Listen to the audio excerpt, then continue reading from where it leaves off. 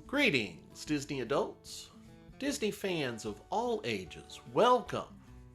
I want you to imagine for just a moment a little 9-year-old boy getting ready to make his first ever trip to Disney World. His father loads the camper onto the back of the truck, and the little boy rides with his father in the cab of the truck, while mom and little sister, well, they're in the camper in the bed above the cab of the truck. And yes, that was done back in those days. They make the 10-hour trip to Disney World to Central Florida, and they check into the Fort Wilderness campground. They set up the truck camper, and that little boy discovers a place that he had only dreamed of. It begins this little boy's obsession and passion with Disney World and really all things Disney. It would eventually lead to that little boy going to work for Disney when he was in college on the college program. It would lead to that little boy having his honeymoon at Disney, and it would lead to that little boy just having a lifelong love of all things Disney. And yes, that little boy was me. My first trip to Disney World was when I was 9 years old, and I'm going to go ahead and tell you my age. That was 1974. And I've shared before with you, no Epcot Center, no Animal Kingdom, no Hollywood Studios, no water parks. On our very first trip, there were 2 resorts, the Contemporary and the Polynesian. Technically, the golf resort was there, although we never visited it, and Fort Wilderness Campground. And that's all you needed, because the only park that was there was the Magic Kingdom. But I fell in love with it. I will never forget the end of our trip, riding back on the launch, and me just crying big old sobs as I realized that was our last day. And I didn't know when we would be back. Now, it did lead to my family saying that's our go-to vacation destination, and we would go back about every couple of years over the next several years, and Fort Wilderness became our resort of choice. With only one notable exception, all the time that I was growing up, all the way through college, every time we would go to Disney, we would stay at Fort Wilderness. The one time we didn't, we stayed at the Contemporary Resort Hotel. Every other time was Fort Wilderness. Now, my mom discovered the cabins at Fort Wilderness, and rather than hauling the truck camper ever again, in fact, I think my dad sold that camper just a short time after this trip, but from then on, we would stay in the cabins at Fort Wilderness. Private bathrooms for our family, a kitchen. We preferred that, and we liked that a lot better. But the question, of course, is, what would Walt think? And this video is for my mom. I love you, Mom. Not too long ago, my mom said, you ought to do a video about Fort Wilderness. So we're going to reminisce a little bit. Going to look back on some things and on the love I have for Fort Wilderness. We will, of course, ask what Walt would think about it. Before we do any of that, we've got to go back in time. In Walt Disney World, there is another wilderness set aside for the use of guests who enjoy the out of doors, the Fort Wilderness Campgrounds. There are accommodations for 800 campers, trailers, or tents, each site equipped with all the modern facilities, yet in a natural setting of piney woods and stands of cypress. Here, every member of the family can find activities to his or her own taste.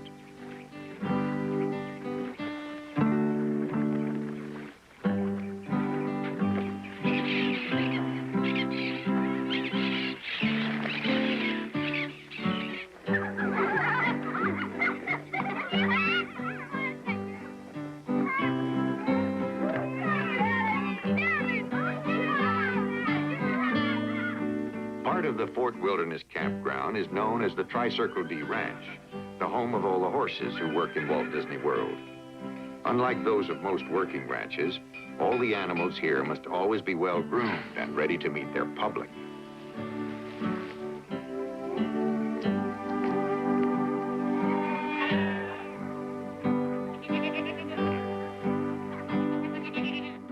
When it comes to where Walt and Lillian stayed while they were on vacation, and we can look, say, at their trip to South America, the fruits of which gave us Three Caballeros and Saludos Amigos, we find out that Walt and Lillian and all of their group stayed in the very nicest hotels along their trip. Doesn't necessarily mean that Walt was opposed to camping, it just means that he didn't do a whole lot of it. That said, Walt did know that campgrounds were important, and he knew that there would be people coming to the parks who would want to camp. So Walt made sure to include campsites and campgrounds in his original plans for Epcot.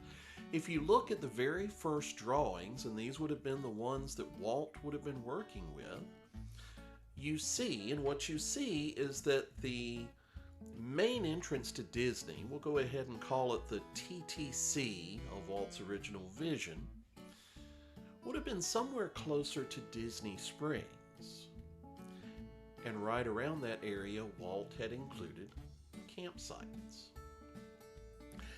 After Walt's passing, of course, the idea of doing an Epcot kind of got placed on the very back burner, and especially the Epcot as Walt envisioned never got done.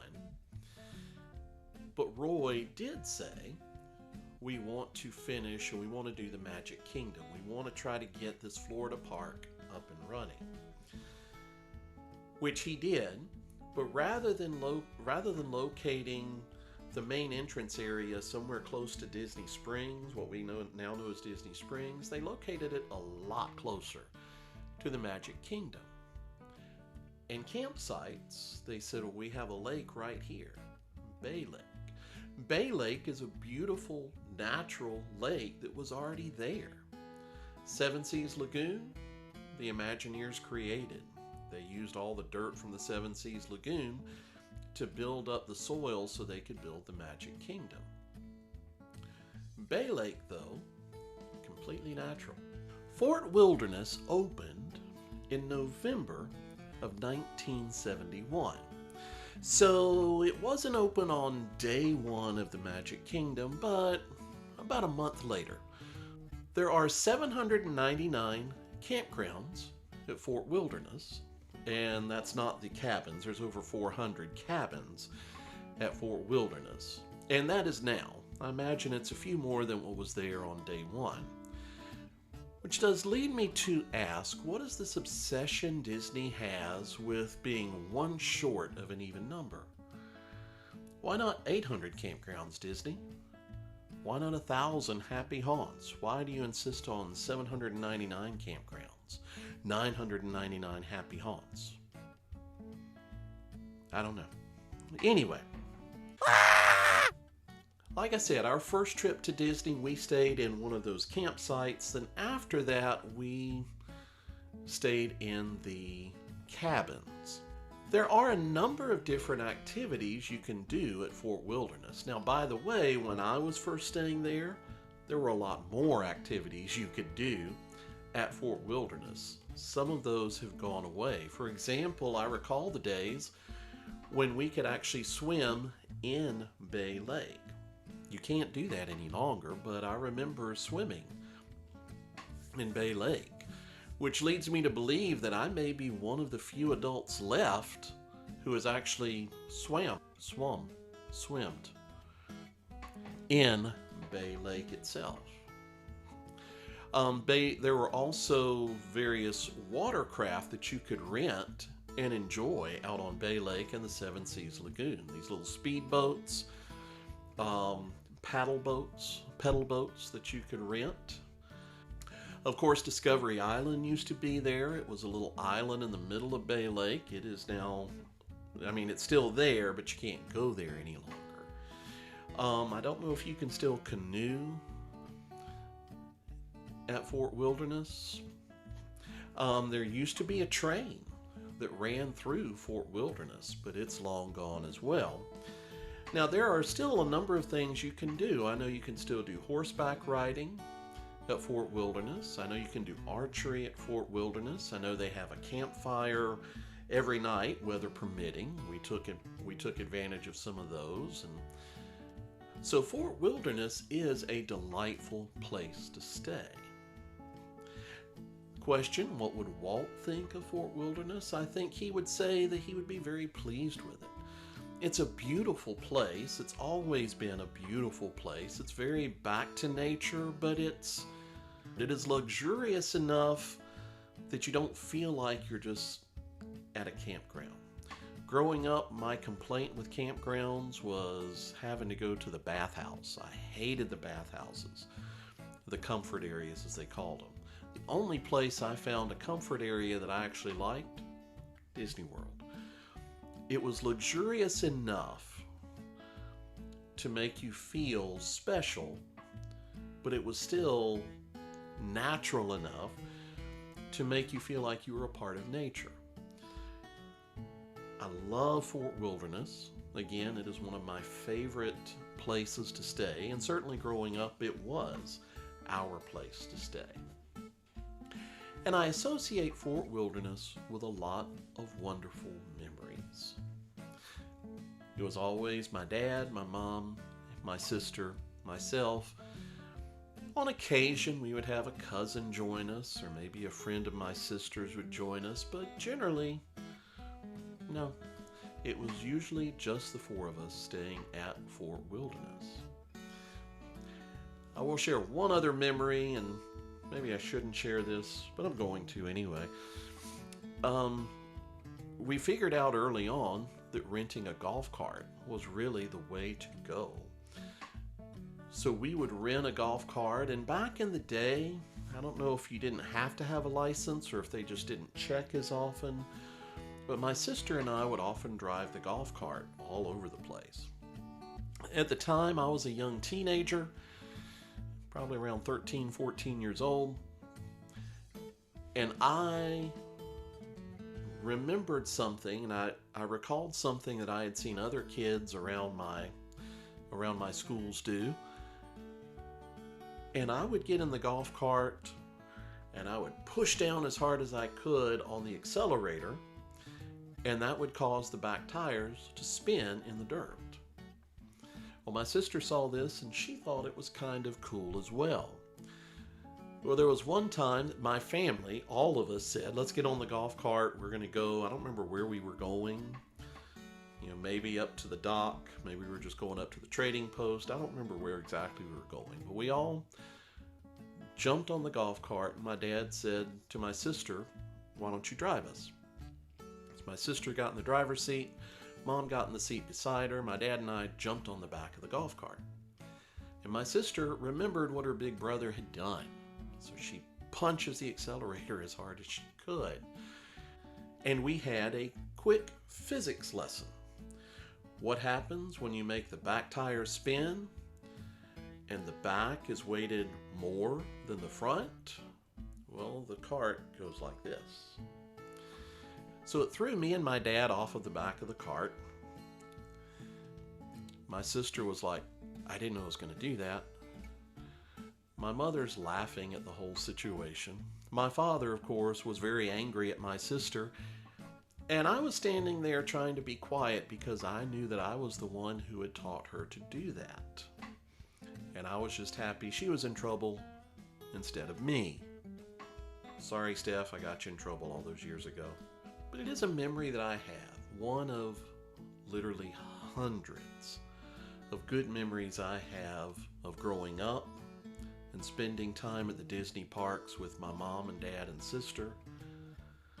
And later, of the wonderful time I had with my wife before our son came along, and then after he came along, the wonderful memories we've built with him since then.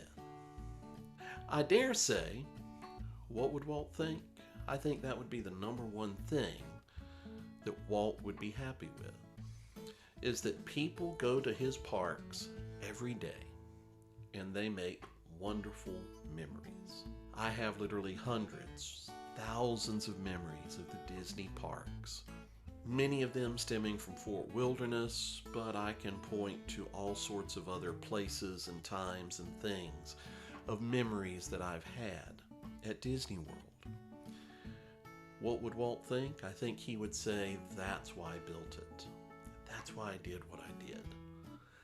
That is why the parks are there. What do you think? Tell me, have you stayed at Fort Wilderness? If not, what is your favorite resort? I think all of us kind of have our own individual favorites when it comes to resorts. What's your favorite? Fort Wilderness is one of mine. I also love Wilderness Lodge because it brings back wonderful memories of my wife and I's honeymoon and our early days of our marriage. And I have ongoing memories of Pop Century Resort and making memories with my family. So tell me, what are some of the fondest memories you have of Disney and Disney resorts? Let me know in the comments below, and do me a favor. Click that subscribe button.